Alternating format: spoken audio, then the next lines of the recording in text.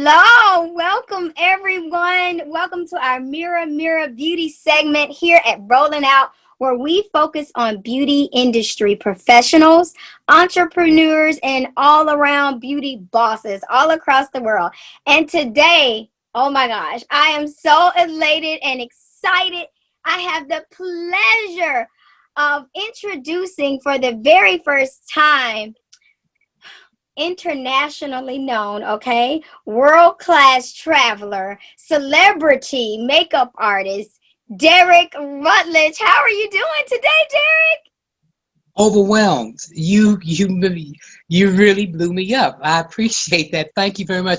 I'm very happy to be here. I'm very happy that I finally got this opportunity to be a part of Rolling Out magazine because I've been following you all for a very long time and been wanting to chat with you all, be a part of what you all do, have you all interview me so I can tell people all about the exciting things that I do.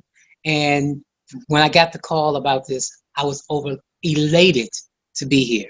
Really am. And to meet you and to know that we have so many people in common that we know.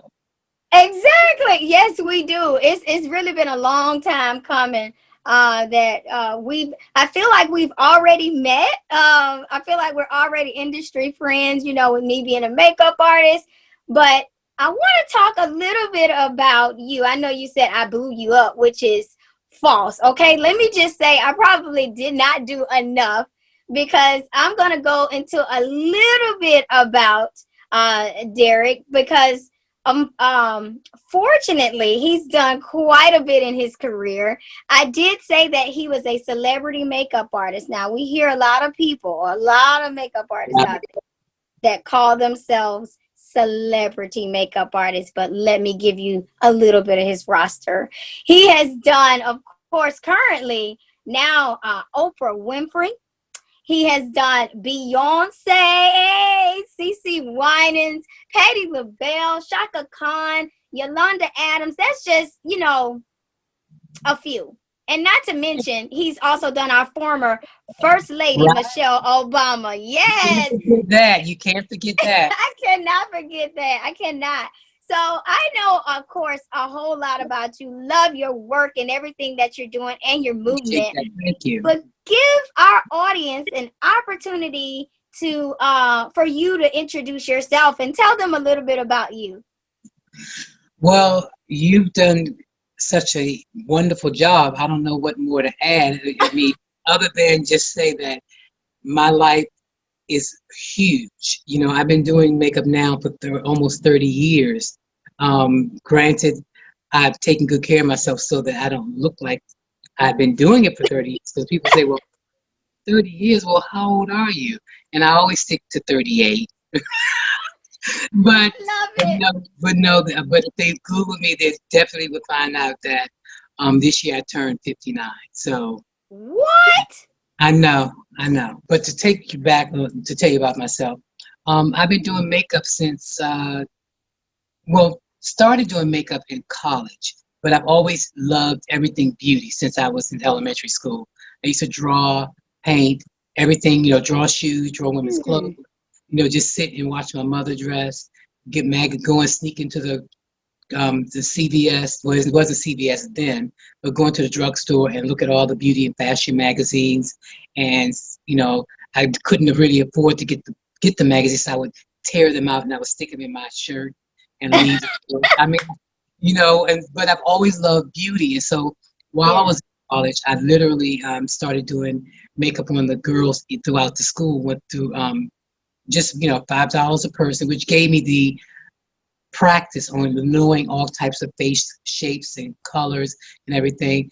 Once I left college, I went from that to working with a top publisher that published all kinds of beauty magazines. And a lot of people remember me from Black Hair Sophisticates and all those hair books. I mean, I was doing 25, 30 models a day, but I was saturating the magazines, Black Hair Sophisticates, all the makeup books back in the 80s, saturating those books with all of my work, getting stories written about me, bringing in other makeup artists to assist me and then showing them techniques so I could help them become better.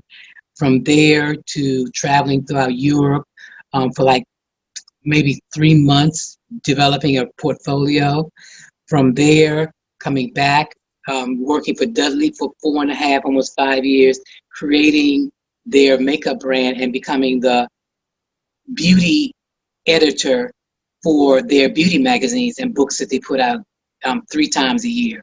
From there to 5 years at BET, where I basically, that's how I got my name out there on a international level, because I would do every celebrity that came into the network. I was doing, that's how I met Shaka, Yolanda, Cece, how I got the call to go to the Watergate to do Patti LaBelle, how I was doing Queen Latifah, Lil Kim, all the girl groups from the 90s, Aaliyah before she passed, um, Wow. every celebrity that came through there.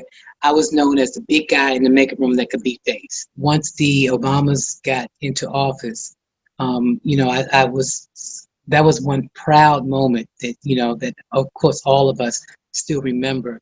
I kept saying, I would love to do her makeup. I would love to do Mhm. First Lady's makeup just one time. Just one time. I would love to do her makeup. Wow.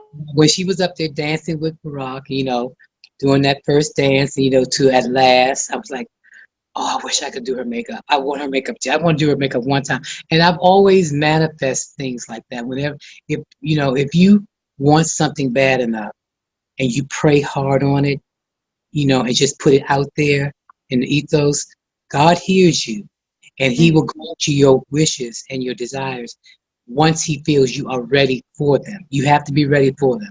And my entire life has always everything I've done in life has prepped me and prepared me for that next level. Never knew what was going to happen. Always wished for it, dreamed for it, had a vision board of what I wanted. But, and as long as you keep your eye on it and keep your heart and mind focused on it, it can happen. So telling you that everything that we do in life preps us and prepares us for what we are going to expect later on. I Mm. used to be the makeup artist for the homecoming shows for Harvard University. Oh. So I would, and like I said, I got my practice is always, I've always been a precise and I've always been dynamic in what I did, Mhm. precise in what I did, and always efficient. And so what I did was, because I had to do so many models for the homecoming fashion shows at Howard, it was really me doing 25 girls, and I only had a limited amount of time. I learned how to paint fast, and I learned how to use both hands. So I'm ambidextrous when it comes to doing makeup on people's faces when I have Wait a to. minute. Wait, dear. Yeah, I'm sorry. I can I'm so sorry. You got to pause and say that one more time, please, for these. yes, I can paint with 2 hands when I have to. I'm right-handed, but I've learned to use my left hand when I have to.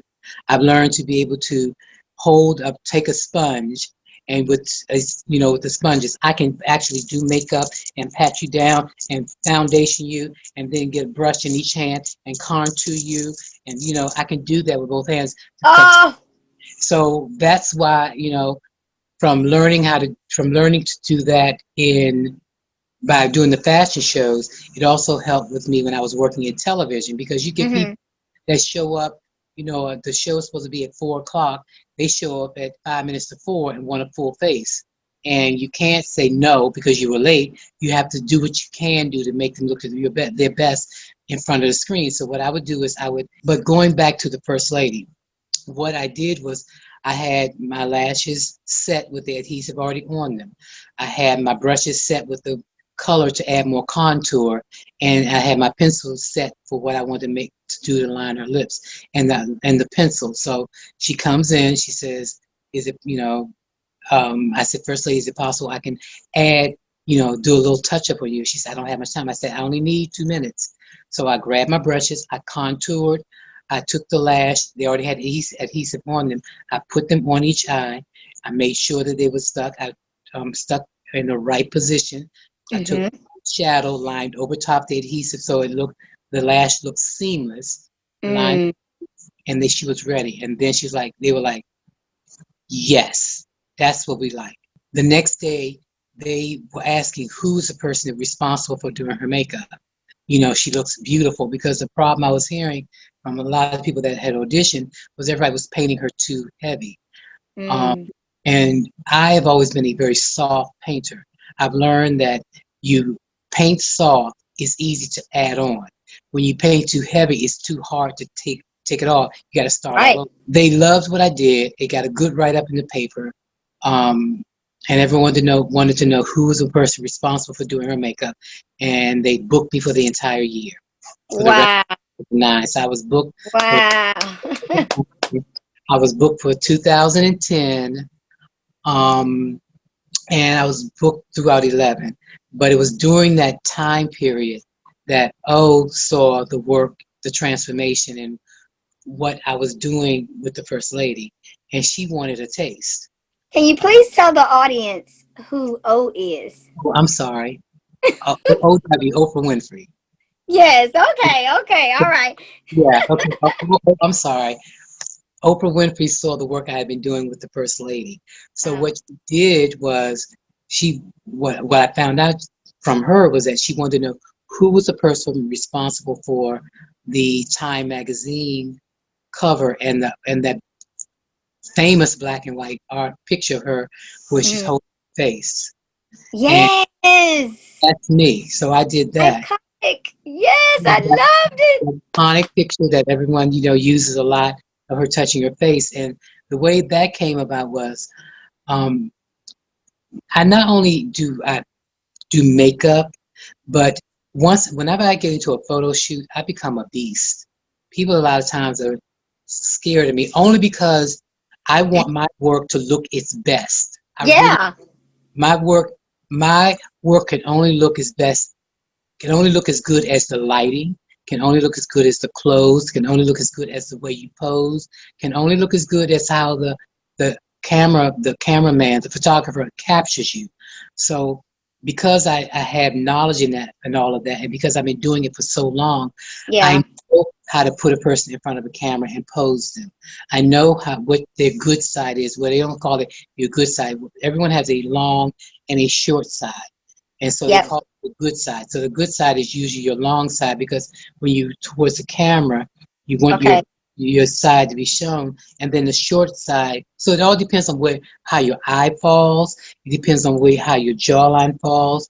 And then so I go in and I tell the photographer, can you try to capture her more here? Can you and also So I you're do like a creative director I as really well. In this day and age, a lot of people think that just because of social media, everything is fast. Like oh, I want to do Oprah's makeup too, and it's like, oh, okay. I'm a celebrity makeup artist because I only did one celebrity, or it's really not about that. And that's what I really love about you, Derrick, and your journey and your mission and your platform, because what it exudes is passion. And like you said a beast. It's beauty and like you become a beast. and that beast portion is perfection. You're not just looking at, okay, how do I make this eyeliner right, or I need to position these lashes correctly, or no, you look beyond that and say, what makes my client look their best? And what I really love, I think I've seen this. you get it Yeah, exactly, I exactly. think I seen this in the Washington Post, in an article about you. It was Oh, a you did while your ago. homework. Oh, Huh? you Oh did your homework, yeah. I see. Yes. So in the Washington Post, there was an article that I read about you, and what I found out, and it was related to Shaka Khan.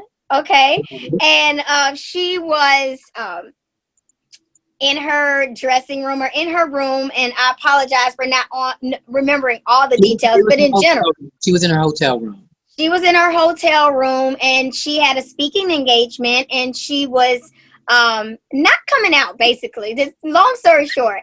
Well, and so you came to the door, and it was you that persuaded Shaka Khan, legendary icon Shaka Khan, to let everyone in the room. And when you went in persuading and talking about her two favorite things. I believe it was tennis and shopping, right? And Yeah. so it kind of took her mind off of everything, and you all went in there, did what you were supposed to do, and boom, she's out on the stage performing, right? And Right. what I think Shaka Khan stated after that, she said how he makes me feel. He knows me. He knows what to say to me. She was tired because she didn't get into early that morning because she took a red eye and she wanted to get some rest, but she was tired, and I understood that. So Yeah. she wanted to get some sleep, and I'm like persuading her, please open the door. You don't understand. We got the hair because we were there to do her makeup and hair and wardrobe and get her ready. I said, we're all out here. Please, Shaka. I said, as a matter of fact, the tennis match is on. So that's how I said, the Oh, tennis, and I'll find it for you. So I talked to her like that. And then once I got inside, I'm my mission here in this world, on this earth, is to be a nurturer. I'm a true nurturer. I People feel my love and energy, even through these interviews I do. People can feel that I genuinely care, that I have a big heart, and that I love people. So I'm more than a makeup artist, yes, because I give you me. yeah. I come in. If you need your back massage, I will massage your back. If you need me to massage your feet too, I'll do that.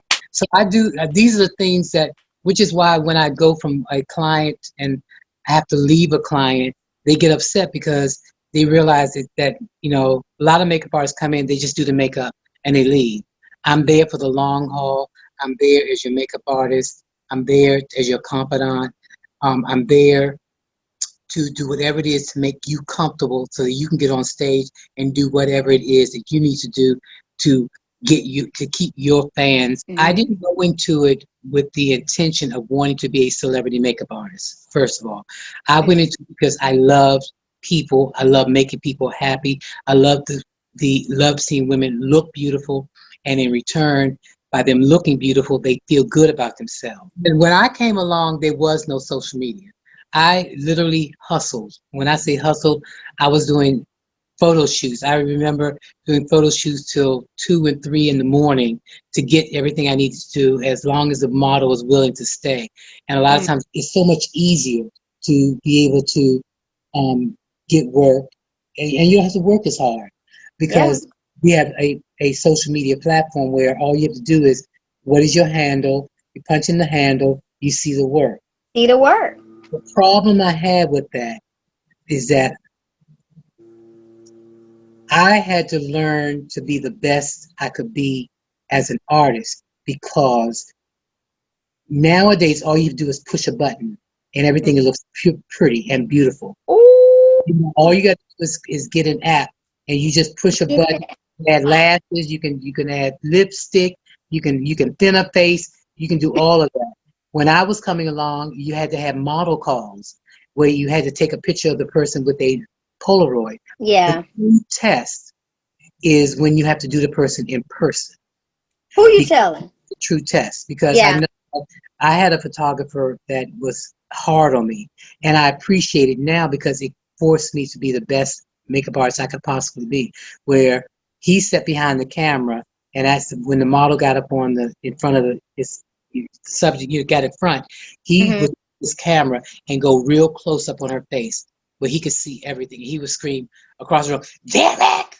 Yeah. And it was the way he said it. She has a crease right there. Yeah. He would say, "The lip is crooked." I said, "It's not crooked." He said, "It is crooked." I said, "It's not crooked."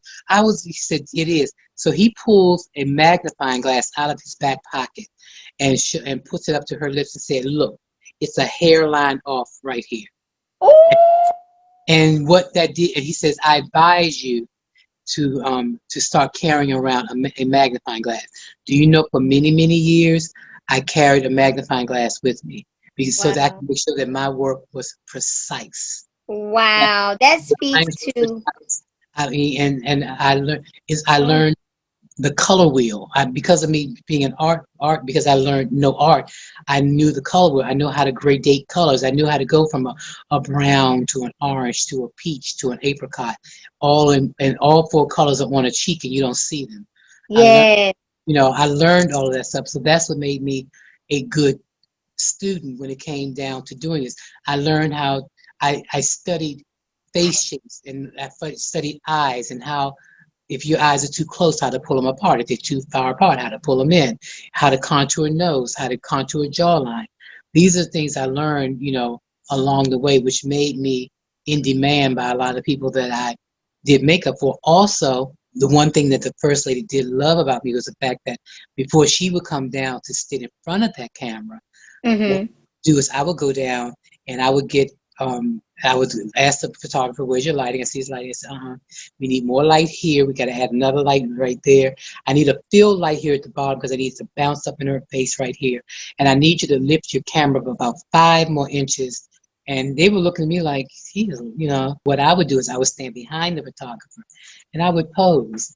And whatever I would do, I would do this, and they would look around and say, "Okay," and they would look behind the photographer, and then they would do this. And then they would do this. And I say, "Okay, now hold your head now do this.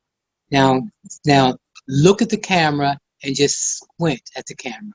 Now look at the camera as if that camera is a piece of chocolate cake and you want it really bad, and just..." Oh, Derrick, I love it. So wait, give me face.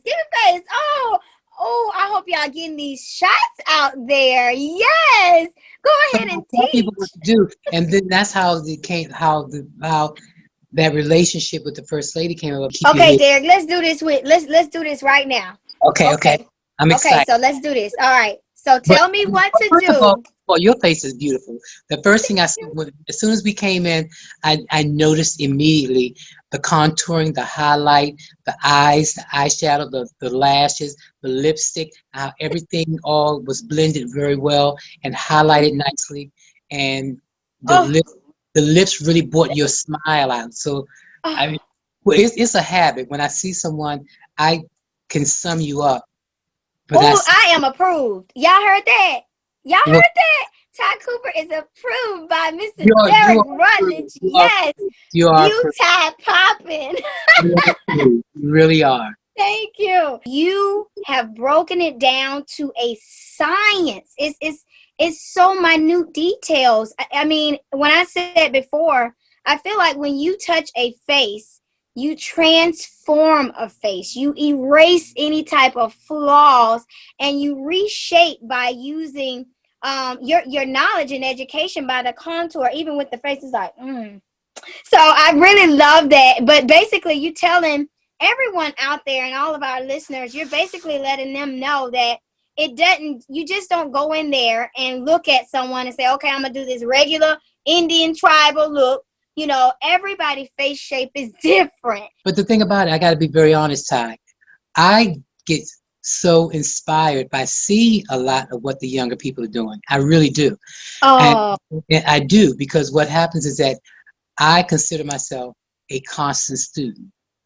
I learn something new every day. We all are learning from each other, and we shouldn't be jealous of anyone or what people get or what they're doing or where they are in their careers. Just work hard to try to get what it is that you want. Keep your eyes and keep yourself focused on what it is you want. Be the best person you want to be. You've really been able to just pour into our audience. Derrick, I don't know no other way to thank you, but we are so appreciative to have you. Okay, so let's go right into, because I know you want to cover this. And so I definitely do not want to end the show without you talking about, of course, you're perfecting your presence movement hunting. We got to dive into that just a little bit. So the reason why I created PYP is because for years, for at least 5 or 6 years, I've been traveling the country with this seminar called Perfecting Your Presence, where I would go into an arena and lots of women would be there, and I would coach them on how to look their best, perfecting your presence both inside and out. Well, because of COVID, I'm not able to do that. I'm not able to really go out there, and because of my schedule being the way it was, I really couldn't get out there and do it as often as I wanted to do it. So during COVID, I came up with the idea, along with my team and my manager, why don't we go on and do it online? So now PYP is a community where everyone can come together. I can teach, via Skype or via Zoom and do classes and show women over the internet how to do it, because that's the way things are now going within about another week. And the first thing that we're actually launching will be something pertaining to the eyes. Because we're in COVID and everyone has to wear masks, why not, make an impression with what? Your eyes. Well, Love you're you quite here at Rolling welcome. You're quite welcome. Thank you. I appreciate you sincerely.